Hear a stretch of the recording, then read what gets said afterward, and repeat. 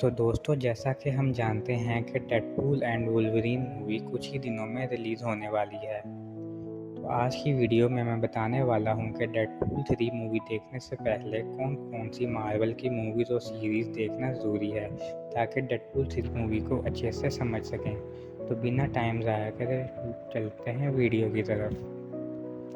इस लिस्ट में सबसे पहला नाम आता है फॉक्स यूनिवर्स की एक्स-मैन मूवी का, जो कि सन 2000 में बनी थी और यही वो मूवी थी जिसमें हमें पहली बार ह्यू जैकमैन के वुल्वरीन एकेए लोगन से इंट्रोड्यूस करवाया था।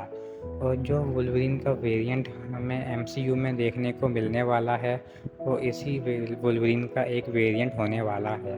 इसलिए इस मूवी को देखना बहुत ज़्यादा इम्पोर्टेंट हो जाता है।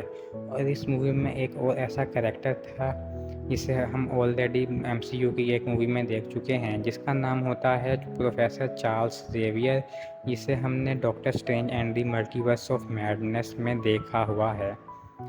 फिर ह्यू जैकमैन के वुल्वरीन के बारे में और भी ज़्यादा जानने के लिए हमें 2009 में बनी एक्स-मैन ओरिजिन्स वुल्वरीन देखनी होगी।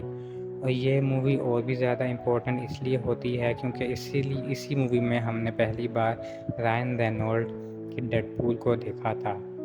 ओनली ये जो डेडपूल का वेरिएंट है, ये हमारे मेन डेडपूल के वेरिएंट से अलग है। मतलब इन दोनों डेडपूल को प्ले तो सेम ही एक्टर ने किया है, मगर ये दोनों डेडपूल अपने यूनिवर्स में अलग अलग एग्जिस्ट करते हैं।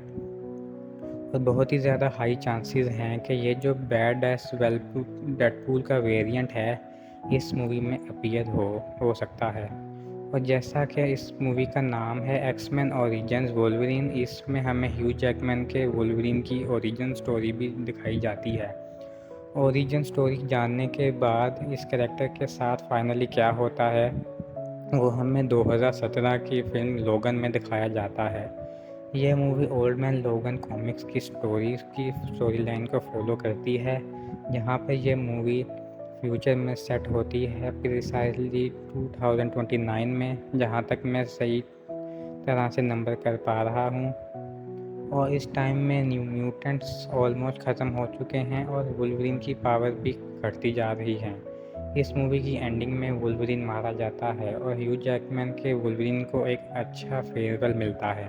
और हम सभी फैंस को यही लगा था कि हम ह्यू जैकमैन के वुल्वरीन को आखिरी बार स्क्रीन पर देख रहे हैं, मगर एमसीयू के मल्टीवर्स के चलते हमें ह्यू जैकमैन एक बार फिर से वुल्वरीन के कॉस्ट्यूम में देखने को मिलेगा स्क्रीन पर। ये सब देखने के बाद हमें हमारे डेडपूल की फ्रेंचाइज देखनी होगी, जिसमें अभी तक टोटल 2 मूवीज़ आ चुकी हैं, डेडपूल 1 और डेडपूल 2।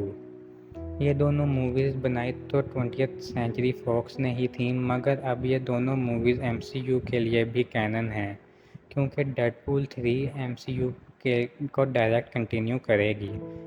जिस डेडपूल को हम इस डेडपूल 3 में देखने वाले हैं, वो यही हंसता खेलता फोर्थ वॉल ब्रेक करता डेडपूल है।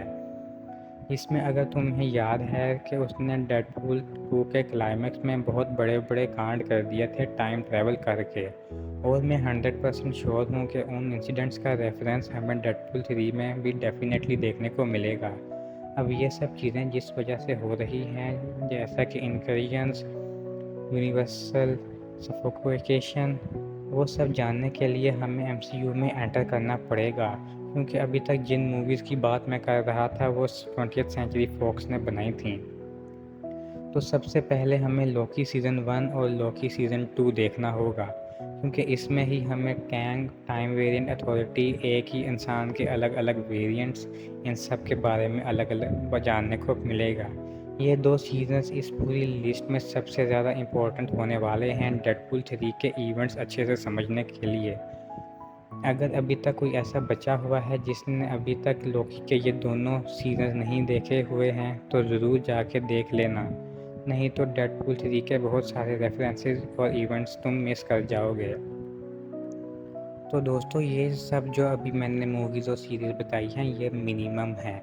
अगर तुम्हें डेडपूल 3 को समझना है तो इनको देखना ही होगा।